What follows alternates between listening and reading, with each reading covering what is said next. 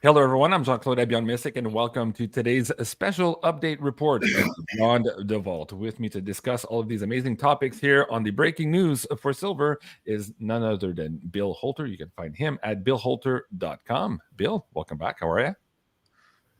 Thanks for having me, JC. Excited to have you on. And of course, as always, Mr. Andy Schectman, you can find him at milesfranklin.com. Andy, welcome back to the show. How are you? Good to see you both. Billy, JC, thanks for having me, buddy. Thank you so much, everyone, for joining us here today on this live interactive show. We're triple casting on YouTube, Twitter, and X. We'll take your comments as we go along, and perhaps some questions also at the end of the show. Of course, as we just started, I'm losing my voice.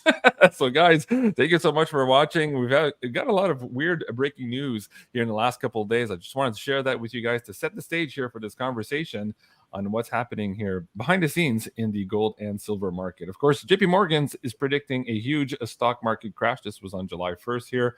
We're getting also a lot of reports that, as we've been saying for the last number of years, all of these BLM, Bureau of Labor statistics, are pretty much bullshit. Well, we've just learned the fact that the California job gains in 2023 were all fake, yet the mainstream media is still ignoring that. But more on that later on. The last time the market was this lopsided, Lehman filed for bankruptcy. Here, of course, we're looking at the S&P 500 rally, having some issues there. Today, or yesterday, on July 2nd here, the Central Bank of Netherlands invited 12 journalists to look inside their gold vault. I guess they're preparing for this gold-backed standard here, or the gold revaluation fund India's been talking about for quite some time. We even have Nigeria bringing back their gold reserves home. Oh my God. And of course, here in Canada, Canadians are declaring bankruptcy at an alarming rate not seen in many years. Now, in terms of the silver, no matter how you look at it here, it's breaking out. We're going to get into that. And Bill Holter's famous prediction here a couple of months ago, and the one he's making this week as well. And of course, meanwhile, the yen is collapsing, and the Japanese yield curve is also going parabolic. This, of course, all having to do with the music having stopped here with this banking giant here liquidating 63 billion on June 20th. Guys, there's a lot happening. And of course, here at home, we've got this crazy rats that are jumping ship here after the crazy debate debacle we saw last week. Let me get you on the political stuff here before we get into the silver, guys. Andy, your reaction to the political debate last week and the fallout from what appears to be a complete reversal from the mainstream news, as well as the Democratic Party here now, all jumping on ship here to replace Biden. Your thoughts on all of this? I find it to be as disingenuous as anything I've ever seen in my life. I find it to be, you know, if they think that the American public is that stupid, maybe they are. I don't know. But to pretend that they didn't understand that Biden was really not mentally with it enough to be the leader of the free world for the last 4 years, and to act like they just came to this realization that he's been sharp as a tack ever since, is not only disingenuous, it's embarrassing, it's insulting, it's humiliating. It just goes to show we've been gaslit by the media now for the better part of 4 years. And it just goes to show that whether you're talking about the Bureau of Labor Statistics, which you just pull the L out of it, or the media, or the Democratic Party, who has been trying to foster this illusion that he was actually not only in charge, but that he was mentally capable of being the leader of the free world, and all of a sudden they just realize otherwise. It's ridiculous. Truthfully, it bothers me a lot, and I think it's a sad indictment of the state of affairs with the media in the West. Well, what's interesting about that is that the mainstream populace is waking up to the fact that the news is lying to them, and now that they know for sure they've been lying about his abilities. What else have they been lying about? Of course, the Bureau of lying statistics, as you said, but also the election, perhaps. But we can't get into that here on YouTube. But I wanted to bring up this poster here. I don't know if you guys remember Baghdad Bob, who was saying, of course, that the infidels were going to be defeated here, just as the Saddam Hussein statue was falling behind him. That's very much the Baghdad Bob moment here for mainstream news, saying that the president was fine, that he was sharp as a tack and at the top of his game. Clearly, he's not. Big reversal on all that. Bill, your thoughts on all this craziness and this big reversal here in this last week? basically what you're seeing is the gaslighting is falling apart. I mean, they've been gaslighting. They were gaslighting, obviously, before the election itself. I mean, Joe Biden didn't even campaign. I mean, he was in his basement. And it pretty much goes to, I mean, think of all the, quote, conspiracy theories that, you were called whacked out of your mind for even talking about that have now turned out to be true. Yeah. So, I mean, I look at it as, if you want to call it a great awakening, that 2 weeks ago, 3 weeks ago, before the election, they were talking about cheap fake or deep fake videos of Biden. Well, they couldn't hide the debate, and people saw that with their own eyes, and they made their own opinions. And it's obvious that he's not capable of running the country, which means someone else is running the country. And the question is who? Right. I've been on the record saying that I thought there was less than a 50-50 chance of even having an election. Immediately after the election, or after the debate, I thought to myself, well, maybe this raises the odds that we will have an election, because they'll put someone else in there. But it turns out, what is it, a couple $100 million, I guess, that the Democrats have raised, and they cannot transfer that money to anyone other than Kamala. So my guess is it's going to be Kamala, and I think the odds of now having an election have dropped even further, because they know that there's absolutely no possible way that they could run somebody with a 7% or 9%, whatever the number is, approval rating. There's no way that's within the margin of cheating. So I think the odds now are maybe a third to 2/3. I think there's only about a 1/3 chance that we even have an election. JC, they're continuing with the gaslighting, because one of the Fox News reporters at the White House asked Jean-Pierre about what Bill said. She says, do you feel bad that you were calling those videos fake now? And she says, oh, no. Those videos still are fake. Those that were produced by, I'm not going to say which media sources they were, intimating that like Fox News was creating fake videos of him staring off into space at the. But those were all taken out of context. Right. That's it right there. But now you got the New York Times that is backtracking and saying, oh yeah, these things actually did happen. So yeah, it's really ridiculous. They must think we're all moronic. They should just listen to Bill more often and get a education in old school. And real quick, you'd understand that this is just a bunch of nonsense. Going back to your point about less and less chance having an election, these are the polling from the Democrats. These are their numbers. Look at the map there for the country. So it's going to be a crazy time moving forward. Hey, let's get into our main segment for today. When you were last on the show, Bill, on May 14th, I had you recount some of your postings from May 11th. You had made a very specific and very correct call, famous at the time here. Explain that a little bit so we can come back to where you are today and why we're looking at that same MACD. But explain this call from May 11th. Yeah. Very, very rarely in the past have I ever made a price and time forecast or prediction. Back on May 11th, I posted a chart, or actually posted 3 charts, gold, silver, and the HUI index. And they all look very similar, and they look almost identical to where we are today. On the bottom right-hand corner, on the bottom of the chart is the MACD. That's the moving average convergence divergence. It's basically a short-term timing tool, if you will. And back in early May, all 3 of them were forming a hook to the upside.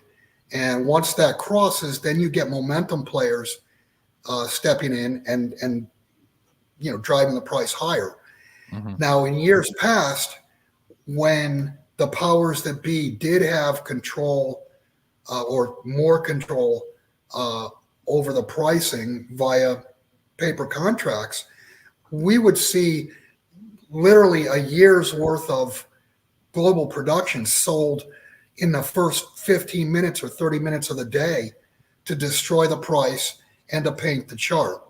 Well, they were not able to do that in May, and I think they weren't able to do that in May because this has become a global, because of the Shanghai exchange, because it's a cash exchange, it is now taking the pricing power away from COMEX and LBMA, which are both basically paper exchanges. So cash and carry is now trumping, if you will, the paper markets. And here we are today. If you want to put that chart up, JC, here we are today. Don't go too fast. Don't go too fast, Bill. So I'm happy you brought that back up here for May 11. I'll have Andy to chime in on that. Andy, when you were last on the show too, you said, "Hey, we have to give credit where credit is due." Here, of course, we were talking about Bill's prediction in May. Share that with the audience here. Why you thought that was so impressive and how that leads to where we're going now. Share that for the audience who have not seen our last show, Andy. Well, I don't know if people know, but Bill and I are friends and have known each other for a very long time and have worked closely together for a long time. So in both occasions, he sent me an email on Friday, June 28th, this time, and he sent me an email and called me a few days before last time when he posted that. And to make a statement like that is risky because it's very difficult to be right in this environment. And it sticks out to me. In fact, I called him after and I said, "Bill, I got to give you credit. I can't think of anyone that has nailed it quite the way that you did. To come out publicly and say, within the next few days, it's going to take off. And here's why." You know, there have been a lot of people who come out and they say things that way, and usually they're not right. It's not easy to do it.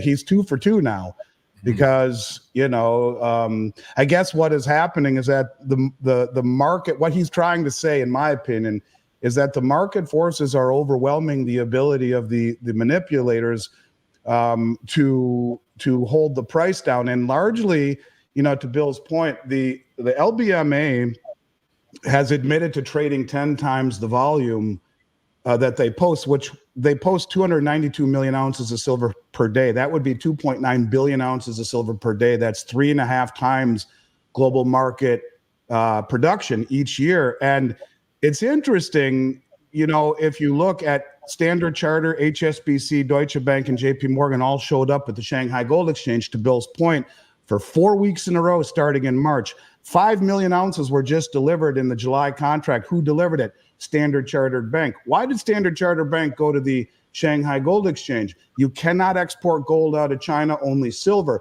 If you look from week number 2 in March, when they showed up there, it's on their website. First, it was Standard Charter or Deutsche Bank, then Standard Charter, then JP, and then HSBC. All 4 of them are big shorts. And all of a sudden, this, not only did the concentrated short position get much higher for the commercials, but the vault started to drain on Shanghai. They said to him, "Look, we need your help. People are standing for delivery. This is a game we can't control anymore. Give us some of your silver." You know, it was quid pro quo. We don't know what they did. It wasn't out of benevolence, but the Chinese, in my opinion, helped out these bullion banks to keep the system from blowing apart, because it is such a massive amount of naked shorts controlling the price. And now it's come to the realization by these countries that if you stand for delivery, you win the game. Because all of these countries over all of the years that I've been doing this were never wealthy enough, sophisticated enough, coordinated enough, cunning enough, or had the desire to stand for delivery. They know it's the Achilles heel right now. And so what you are seeing is the supply-demand forces taking over from the ability of the cartel just to carte blanche beat the shit out of it the way they always did. And what Bill is saying is true. When it would get to this point right now, they would step on it and then break its neck and then bury it underground, and we wouldn't see anything close to it for a long time. Not only was he right, but the fact that we've seen this now twice over the period of 2 months shows that it's gaining momentum, and the inability of the cartel to hold it back. One of these days, the cartel, who is characterized by shorting the rising price, which is dumb as hell, unless you have really deep pockets, you're supposed to short a falling price. They won't short the rising price, and they will let it run. And you know, this is what markets are supposed to do. Technical analysis is supposed to work in a market free from overt manipulation. Not to saying it's not still controlled, but they don't have the same control they once did. And he nailed it twice. And I give him a lot of respect. Billy, you have my respect, brother. They're running out of dry powder. Somebody once said you can ignore reality all you want, but you can't ignore the consequences of ignoring reality. I think we're there now. Bill, in your commentary, you started publishing this again last week. Here you had a post on the 23rd and again an update here on the 29th, again relating to the movements here of the moving averages, convergence, divergence charts. Can you explain these two commentaries here? Set us up to where you were last week, and I'll show the chart also for the audience here. Yeah, and before I do that, let me just add to something that Andy just mentioned. The one thing in the past that prevented nations from stepping up and taking delivery was fear of the U.S. military. And I mean, since the withdrawal from Afghanistan, our military has been made to look like a bunch of buffoons. There's nobody on the planet now that's really afraid of our military anymore.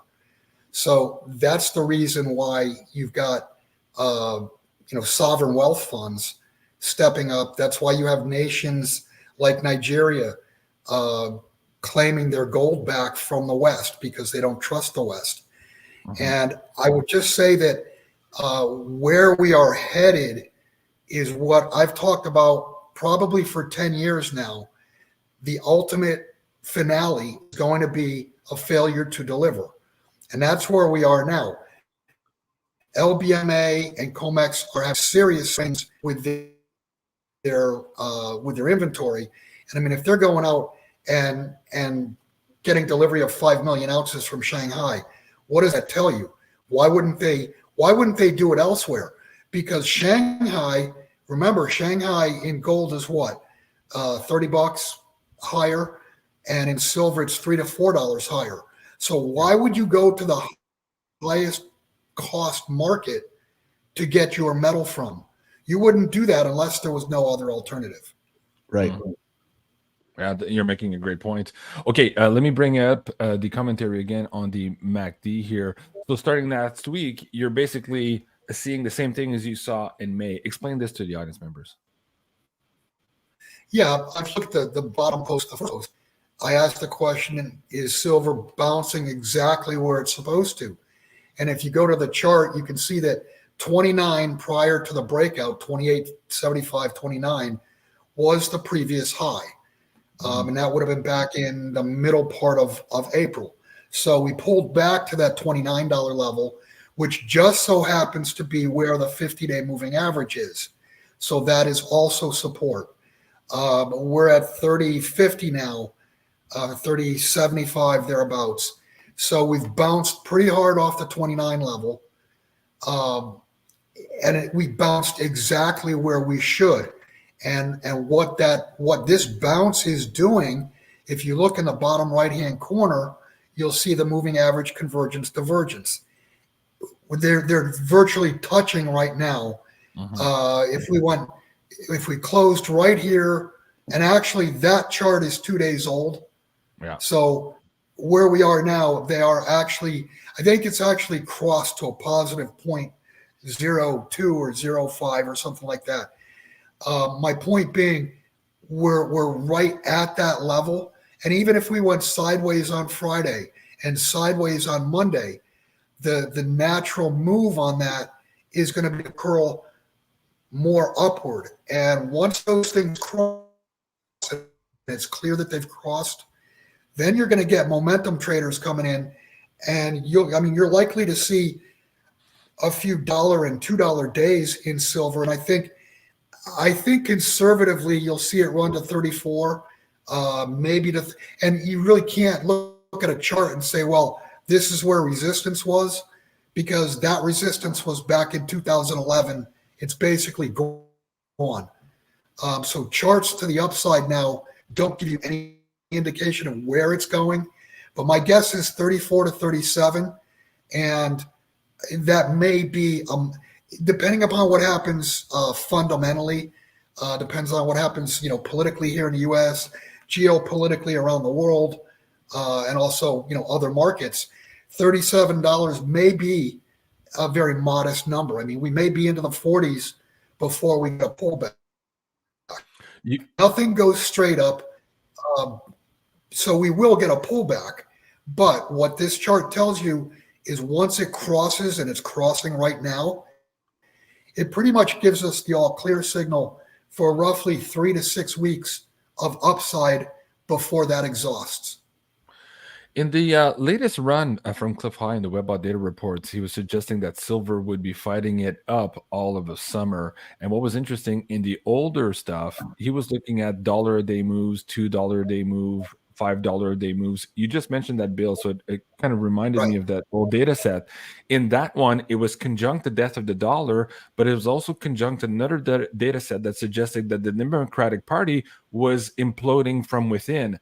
We're seeing that now. So those data sets or those temporal markers are all circling around this particular fact. Now, Andy, the last time you were on the show, we talked about the de-dollarization bombshell here, the BRICS decentralized monetary ecosystem, and the fact that they seem to be announcing what they call the unit, and that the unit would be backed by 40% gold and 60% currencies within the BRICS nation. I'll see if I can find the exact quote here on the chart.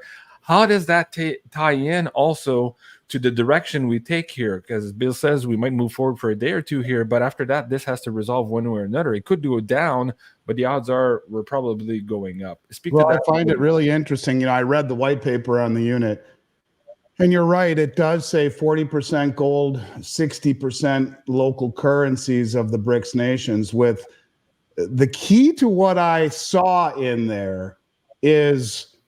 Now, before I say that key, you showed Nigeria.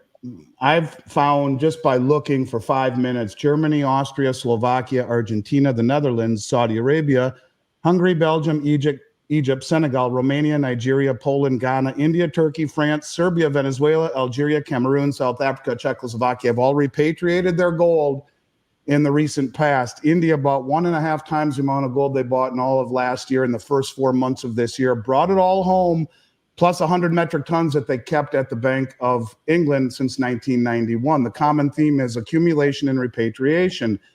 In the white paper on the unit, now, first of all, they said they're going to trade over Project M-Bridge. Project M-Bridge is a joint Hong Kong, Thailand, and the United Arab Emirates, but it's backed by the Bank of International Settlements. What did the Bank of International Settlements do in 2019? They revalued gold as the only other tier 1 asset. But remember, in 2017, the Bundesbank, the Bank of Poland, Hungary, Turkey, the Czech National Bank, the Dutch National Bank, they all repatriated their gold from the New York Fed and the Bank of England in 2017, started massively buying, where in 18, they bought together more gold as a group than they did in the 60 years previously combined, and doubled that amount in 19. And then, oh, by the way, we reclassified it tier 1. Now look at what's happening now. All of the banks are massively buying it and massively repatriating their gold. The head of the Dutch National Bank said gold is held in a revaluation account, and he insinuated they will revalue gold. It's held in the gold revaluation account. Right now, gold, that's the name of it in their balance sheet. And if it's in an asset on the left side of the balance sheet, then they put it on the right side of the balance sheet in the revaluation account as a liability, because they can't use it to offset a liability. It has to be zero, balanced. And they will change that. I believe if you look at all the gold that is being accumulated and all the debt that is being accumulated, they will revalue it, because the key in the white paper says that the new unit will enable every one of these countries to trade over M-Bridge, their sovereign central bank digital currencies. Everyone maintains their own monetary authority. There is no common BRICS currency. Everyone has their own monetary authority. They can build their economies from within, not reliant on the West, but they will settle in a common settlement currency. They will create and mint their own unit tokens, which will be gold and currency. The currency and the gold that is minted is pulled out of circulation and held within their own borders. They do not need to send the gold to a central location. It will be stringently audited, and if there are violations, there will be big penalties. It is deliverable. So hear what I am saying. All of these countries are buying gold, repatriating gold, and bringing it home. And when the largest exporter of oil in the world, or producer of oil, Saudi Arabia, is a full participant in Enbridge, which is not compatible with US dollars. Do you see what's happening here? All of the countries who will buy this settlement token, which is all about gold, will be able to be held and vaulted within their own borders and independently audited voraciously.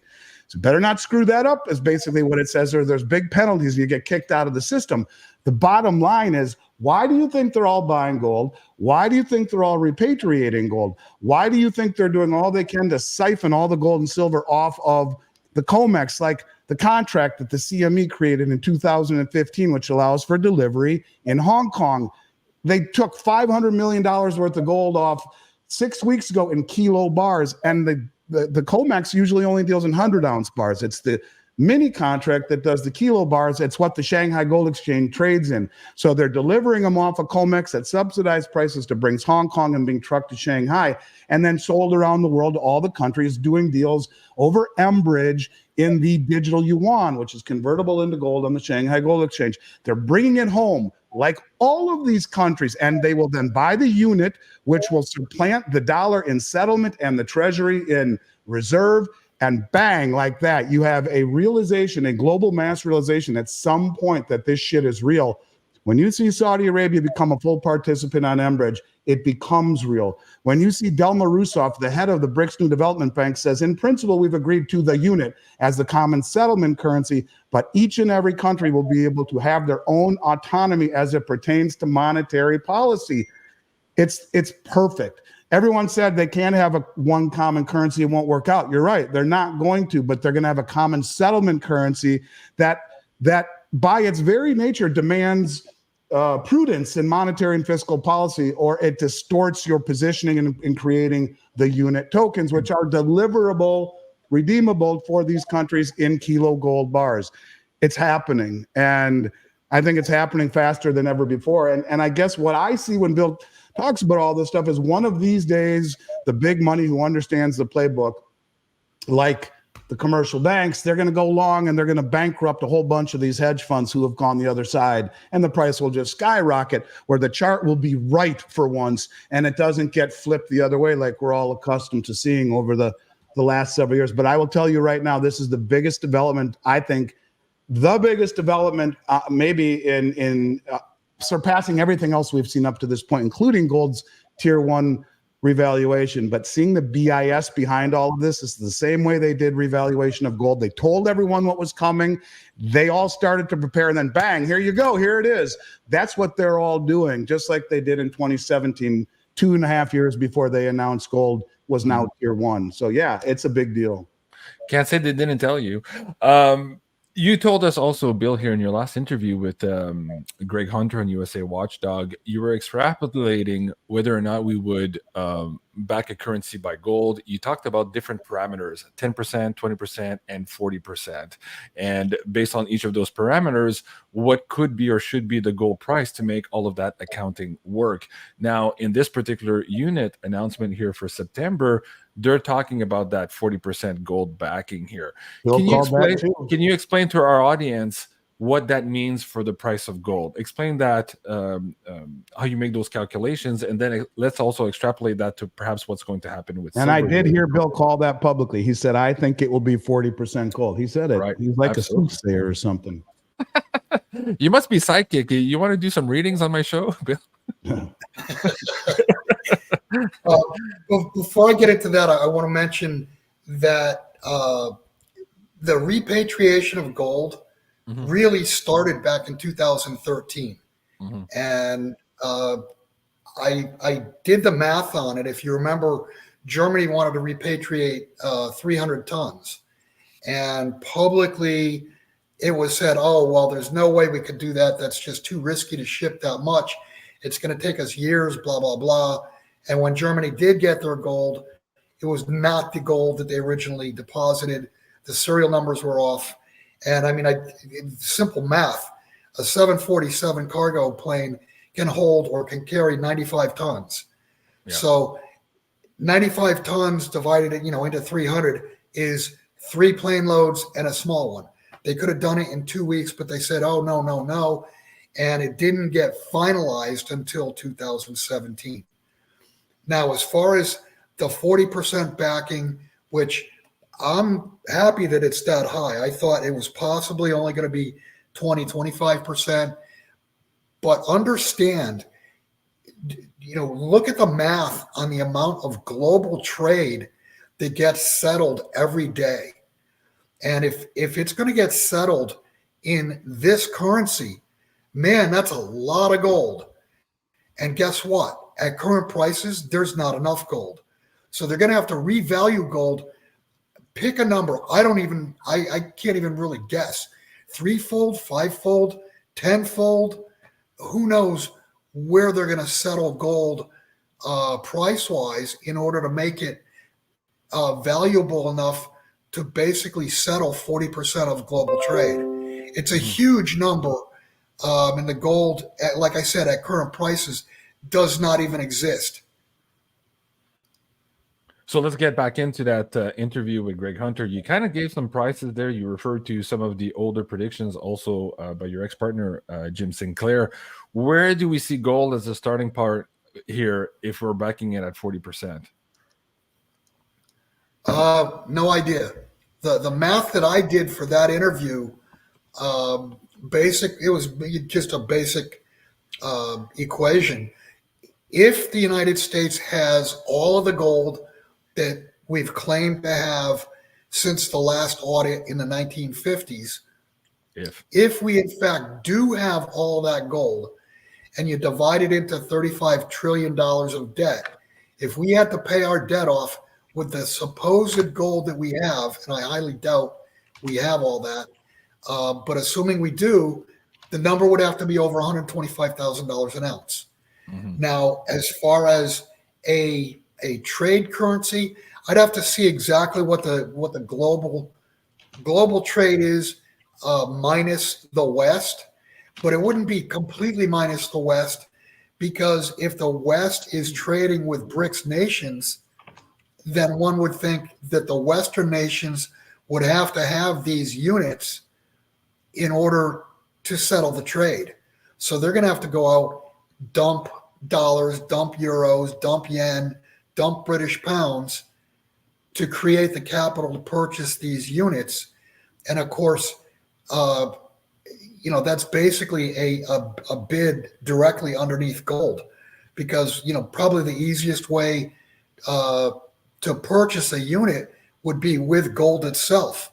Mm-hmm. I mean, how are you going to do it with 50, the other 60%, if it's going to be 50 different currencies? There's no way. That'd be like trying to herd cats.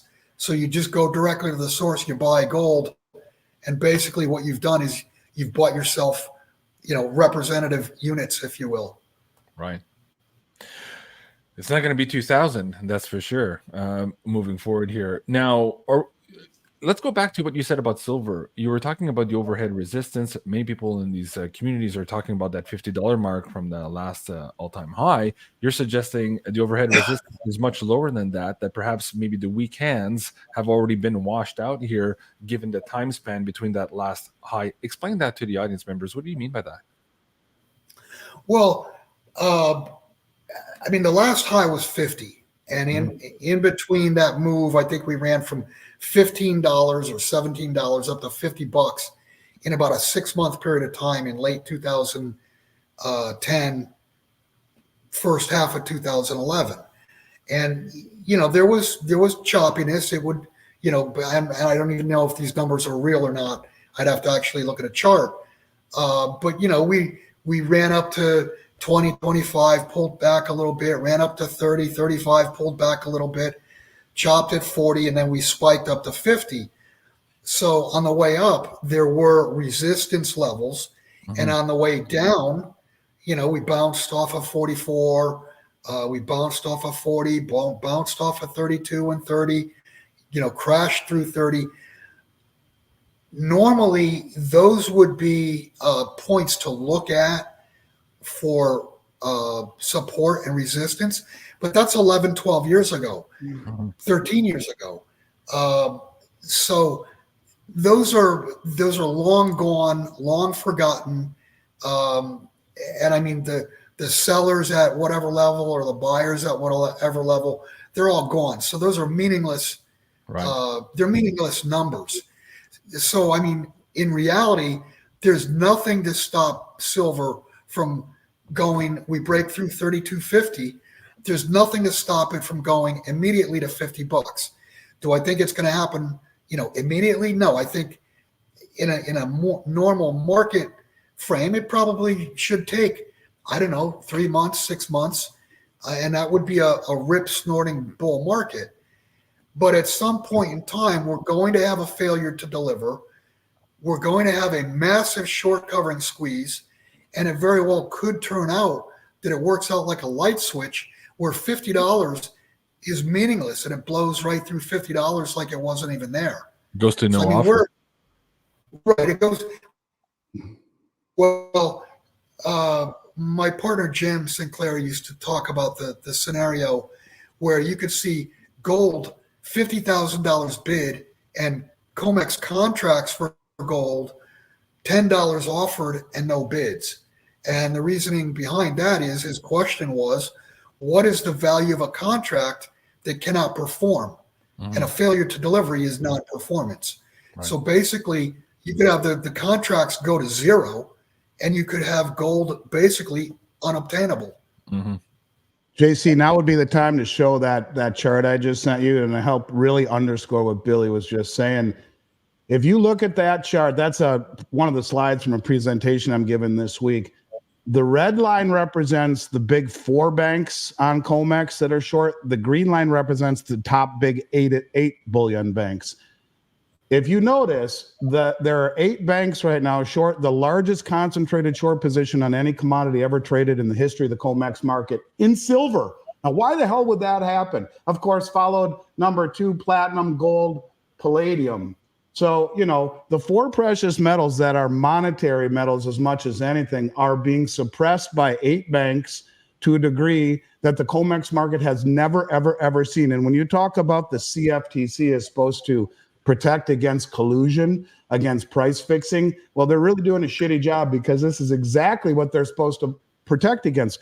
Silver is a small market. It is minuscule, the size of most of these other markets. And look at the concentrated short position of 4 and 8 big banks that are holding the price down. And what beats them at this game are countries like India, who are standing for delivery and took almost 700 million ounces from the West in the last 2.5 years. And then they just, because they have this deal with United Arab Emirates where they don't have to pay duties.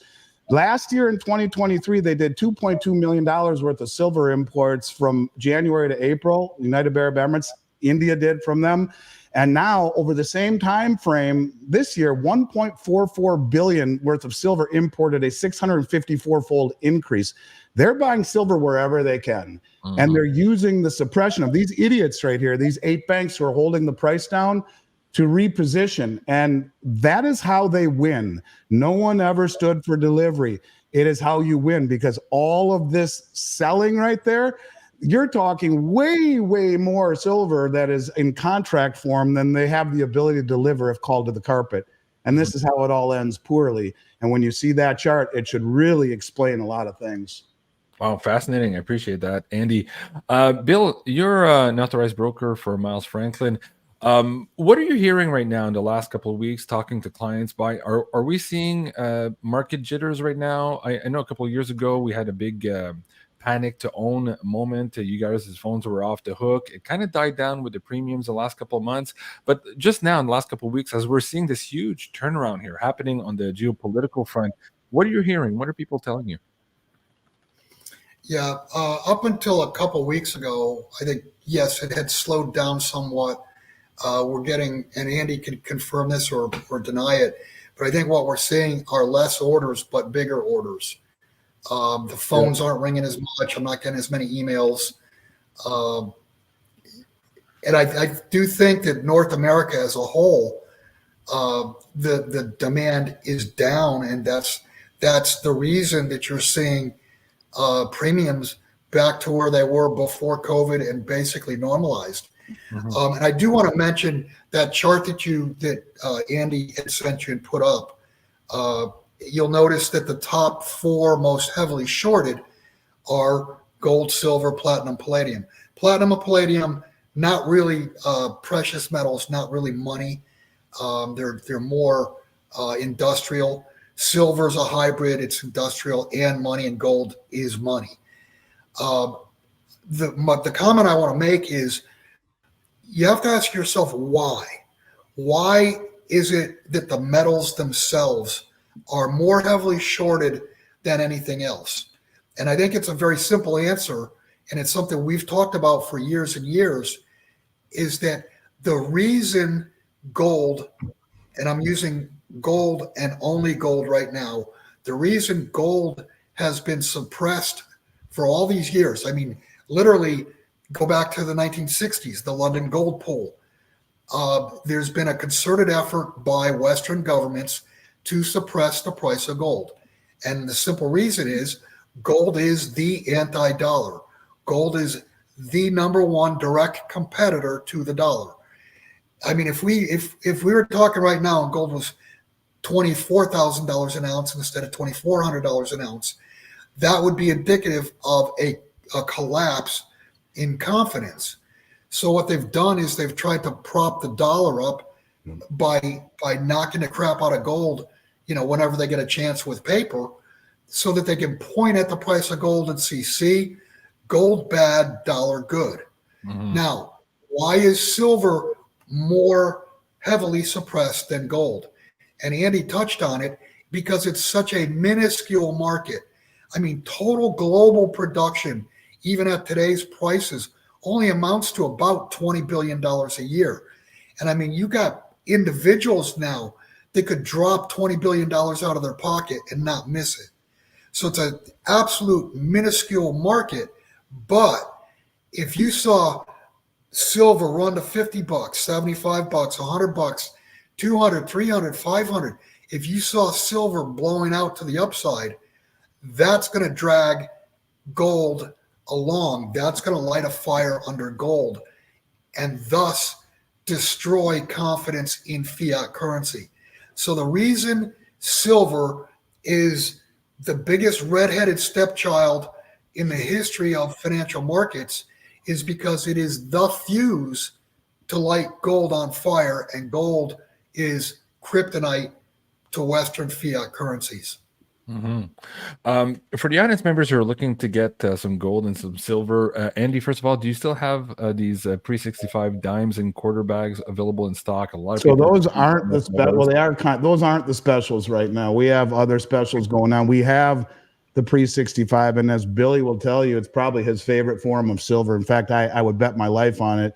And I know he loves it more than anyone, and it's probably the best value there is, period, in the industry, period. Our specials right now are silver eagles at $5.95 over and 1/10 ounce gold eagles at $39 over melt, and extra fine $10 and $20 liberties. I want to say, Bill, what were they? 59 over, I think. Right. I think 59 over. But I think that junk silver by far is the best value. Pre-65 silver, there's nothing even close to its value right now. Not even close. Mm-hmm. And hey, Andy, Bill, Andy, for people who go ahead, Bill. I got a question for Andy. Yeah. So you're gonna have to guess at this, but what broker in the United States has bought more junk silver for clients than Bill Holter? I can vouch for that. It's probably pretty dang close, but he makes an interesting point with it, and there's a lot to be said for it: the utility, the versatility, fact that it's issued by the Treasury. I mean, there are a lot of compelling points, and what's interesting is that over the last 3 or 4 years, the premiums on pre-65 silver were second only to silver eagles, higher than all of the other primary mint silver coins, and now they're lower. It's lower than all of those. It hasn't reacted yet. It is by far, at least basis the last 4 years, the best value in silver right now, for sure. Bill, for the people who want to buy silver, who need a little bit of help putting an order together, can they contact you here through this website at billholter.com using this contact form here? Yeah, there's a contact form. I think my business email's on there. My business email is BHOLTER@proton.me. There you go. Have it on the screen, guys. Okay. How about gold? Also, people are asking when they get into this, what's their split? Did they buy 50-50 gold and silver? Did they go heavier on silver to capture this wave? What would you suggest to the audience members? I'll start with you, Andy, as you're on the screen, and then we'll ask. Yeah, I mean, gold's the only tier one asset in the world. It's important. Silver is the value of a generation. And if you play the silver to gold ratio, which I think is highly probable that we see it revise, I mean, it's coming out of the ground at 7-1 or less, and it's priced at 80-1. It's the trade of a generation. From a pure standpoint of potential and undervaluation, it's silver. And I would not ignore silver in terms of the way the central banks are accumulating it. But I will tell you that in the end, I think a lot of your assets we would prefer to convert silver to gold when that ratio corrects, because it is the only other tier one asset. And let's be honest, Bill could put $1 million worth of gold in his backpack and get on his horse and go for a ride. $1 million worth of silver, the horse would be pulling a trailer that would weigh 1,500, 2,000 pounds. So, this is the main problem, logistics. But silver for value, in the end, I have a hard time believing that gold would not be the place to have the majority of your assets, but not yet. Silver provides probably the most undervalued or best trade, silver to gold, of my career for sure. Okay, very good. And how about yourself, Bill? I'll put some numbers on it. My recommendation now for the last probably 3 years, 4 years has been, if you're going to do a mix between gold and silver, you should be at least 70% silver. And the idea being, when all is said and done, you're going to want to be at least 70% gold. The ratio's at 80 right now. If that ratio comes down to 40, that means that silver outperformed gold 2-1. So if you bought all silver, ignoring taxes, if you bought all silver and you swapped out at 40-1 from where we are at 80-1, you would be able to buy 2 gold ounces for every 1 gold ounce that you could buy today. So you want to be heavier in silver. And if you want to be 100% in silver, or 95% in silver, I don't have a problem with that. But don't, on the way out, don't get cute. If we see, say, 50, 55-1, you swap out to whatever you want to ultimately get to. Swap out a quarter tranche. And then at 40-1, swap out another quarter tranche. And if we get down to 25, 30-1, swap the rest of it out. And now you're at 70-30 gold or 80-20 gold, whatever. But yes, you want to be, when all is said and done, you want to be heavier in gold than silver, because gold is, the only thing gold is money. And silver obviously is money. It's industrial, medicinal, solar, et cetera, et cetera. So I think trading the ratio just makes all the sense in the world, because the ratio was created by what we were talking about before. It was created by the fact that they're suppressing silver as hard as they are. They've suppressed it harder than gold because they can't let it go higher without gold taking notice and then lighting up the whole system. So take advantage of their suppression to get to an 80-1 ratio and write it down to 40 or 50 and end up with more gold ounces than if you just bought it outright today. And 40-1 is roughly the 200-year average price-wise, as Bill calls it, man's ratio. God's ratio, as he calls it right now, and appropriate to call it that, is about 7-1. That's what it's coming out of the ground at. So at 40-1, which would be an average of two centuries roughly, you're still 6 times above what it's coming out of the ground with. So he's saying pigs get fed, hogs get slaughtered. When you get anywhere near that point, trade some of it. And I think it is the best, especially if you're in an IRA, because now you have no storage issues for the silver and the ability to, no tax issues when you make the trade. So, but yeah, I consider it to be the trade of my career too. Right. So folks, if you're looking at getting some gold and silver, please do go check out billholter.com. The email address there, you'll find it on the page as well. BHOLTER at proton.me. You can reach Bill there. And folks, if you're on the Canadian side of the viewership, also you can get your gold and silver here at mfbullion.ca. There currently they have the 10-ounce silver bars on sale here at $2.99 over spot. Now, Andy, you mentioned the IRAs. I explained that to the audience members here too, who are looking at maybe moving some of their hard-earned assets here into the self-directed IRAs. What do you have for them here if they fill out the form here at Beyond Mystic? Yeah, we would help you roll over your current IRA to one of the custodians in the country that allows for metals to be part of your IRA. The kicker to the precious metals IRA, the reason I like it so much is the distribution feature.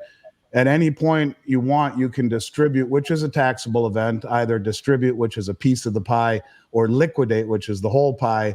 The metal itself, it's called an in-kind distribution. So it gives you the ability to possess the metal should you ever desire to, albeit a taxable event. But to me, in the world that we are heading into, it's certainly a nice bonus. So a way for you to buy physical metal segregated in your name in an insured depository. The one that I usually work with is in Texas for the IRAs. The depository is IDS of Dallas, but that is something that you would do once you set up the IRA. Physically segregated for only a few $100s a year, no matter how much you store in there, the ability to retrieve it either personally or have it shipped to you. It's a really great product, especially for people who are nearing the distribution phase, retirement phase, especially the mandatory distribution where you have to start taking required minimum distributions. Being able to pull it out in the metal held in your name is a good deal for sure, I think. So for the American members, that's for sure here. You can check out beyondmystic.net/silver and fill out that form. Andy will help you out. Any indication of this being available to Canadians at some time? Do you know of anybody who does that for Canadian members also, Andy? Yeah, you're not able to. There's only a couple companies that can do it up there. It's very difficult to do up there. I am not sure where you can do it. And someone mentioned in there, why would Andy's people recommend something is not returnable? Well, that's not true. I don't know who would recommend that. We have always provided a two-way market 100% of the time, never not. I don't know what he's referring to or she, but we always buy back everything, always. Okay, very good. And you mentioned Bill and his horse earlier. Bill, do you still have this? What's this guy called? Principe? What's this? Principe. Principe. Now, unfortunately, he colicked and died about last summer. So I got another horse. Not the same thing. I mean, I rode that horse for 17 years, and I did the math on it. I think we rode together more than 20,000 miles. Wow. And now there's a lot of cowboys who've ridden 20,000 miles, but very, very few put that many miles on one single horse. On the same horse. Wow. That's right. fascinating. No, I see what he's saying. He said, why would people recommend Aussie silver? Why not? Aussie silver is just fine. Just so you know, I don't mean to jump in on Bill's horse story. Australian silver is just fine. And I don't understand. You've asked this every time. Why don't you get an answer? I'm not quite sure what you're talking about. I've never seen an email about it, but Australian silver is just fine. And there was a good portion of 2020 and 2021 when Snafu Radio, Scott, which is a good dude, and I like him, started working for me. That was the only 1 ounce silver coins you could find in the United States, as everything else was gone. And the Australian mint is one of the best in the world. So you can return Australian silver. I like Australian silver. I own Australian silver. Maybe, Bill, you can explain to the listeners why you believe American coins, and to a degree, I understand it. I was at the dinner table with you with Jim Sinclair. Maybe you can explain why you think American coins are preferable to everything else. You mean to avoid confiscation? Yes. Go ahead, Bill. Right. Jim and I believed, and I still believe, that if you're an American, you want U.S. mint lineage coin. You don't want generic rounds or bars. I mean, especially in a system breakdown, how are you going to test those out in the public? How are you going to get somebody to accept a bar that may be 100% titanium inside? You don't want foreign sovereign coin. The reason being, if there is a confiscation, and I don't think there will be a confiscation in silver, I think it would be almost impossible because there's so many different uses for it. I don't see that happening. But if they were to confiscate gold or make gold illegal, I think it would be very, very difficult, because today is different than it was back in 1933, 1934. Back then, gold and silver were trading as currency. They were the currency of the realm. So basically, the Treasury called the money back in. It's no different than changing over a currency, calling the old currency in, and issuing a new currency. In today's world, if you own a gold eagle or you own a silver eagle, you basically bought those directly from the vault, whether the dealer bought them from the vault or whatever, or from the mint. They originally came from the mint. The mint was paid for those coins, and part of that payment was profit to the mint. So how could the mint sell you eagles today, pocket that profit, and then next week demand, oh, by the way, you have to sell those back? There'd be lawsuits for the next 20 years over that. Right. And then going one step further with gold, the ultimate as far as safety from confiscation would be pre-1933 gold, the Liberties and St. Gaudens, because those, as it stands right now, are considered collectibles. They're not considered bullion. Yeah, and just one last thing, for 2020, 21, 22, I'm one of only 27 U.S. Mint authorized resellers, not a primary distributor, but one notch below.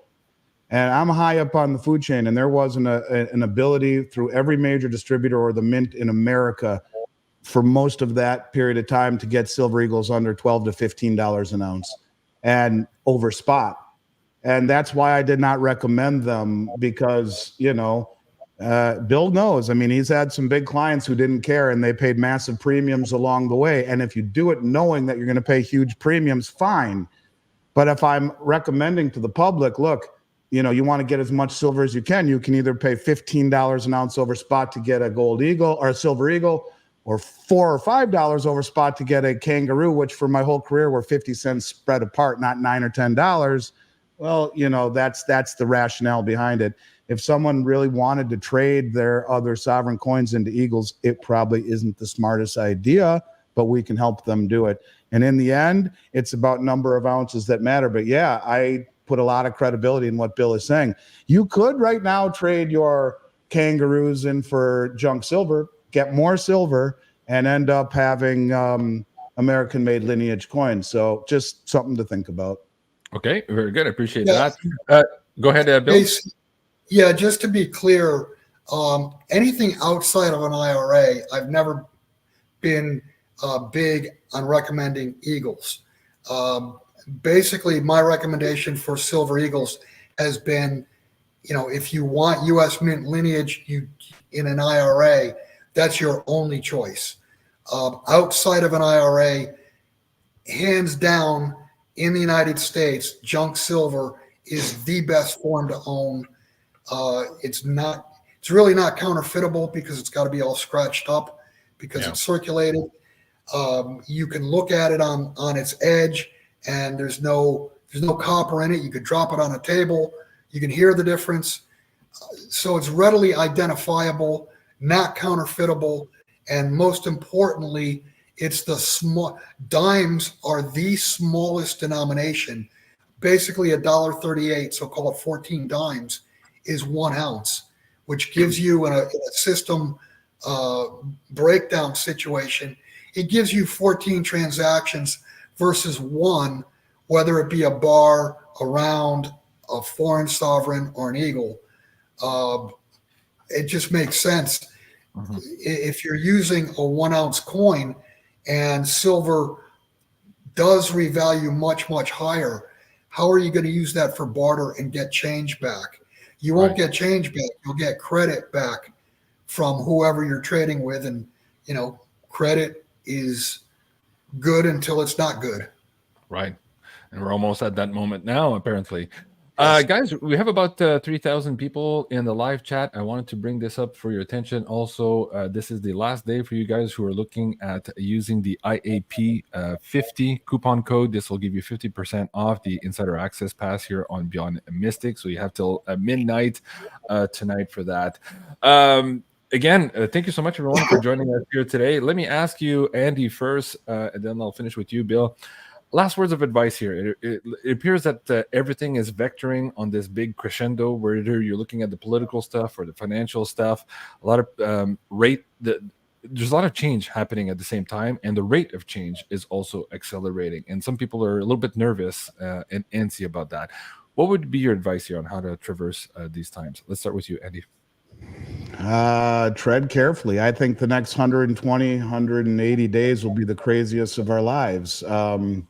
Pay yourself first, as I've always been saying. And I think it's never been more important to own gold and silver. They are not an investment. They are wealth. And if you are not a contrarian right now, you're damn well bound to be a victim when this thing breaks. So I tell people to buy gold and silver, not to get wealthy, but because it is wealth. And that would be my advice right now. I just think that if you're all in dollars when this thing goes nuts, especially when you have a common settlement currency that is gaining momentum, it starts out slowly and moves quickly. But you would think that if the realization that Trump would become the president, that there would be the interest in doing something prior to that happening to make a move on whatever side of the table that happens. So I don't know, man. I think, as the Chinese curse says, may you live in interesting times. These are the most interesting of our lives. Maybe it's time I listen to some of the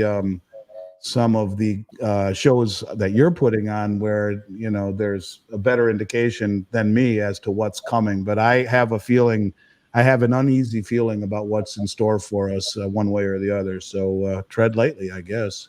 Tread lightly. I love that. And Bill, your last quote here on USA Watchdog is, "The next 6 months are completely insane." What say you, Bill, here in terms of advice moving forward? Well, yeah. When I did that, the next 6 months was, running up to November 4th or 5th, whatever the election day is. Right. My advice, it is what it's been. Just do the best you can to prepare and do it as quickly as possible because time is running out.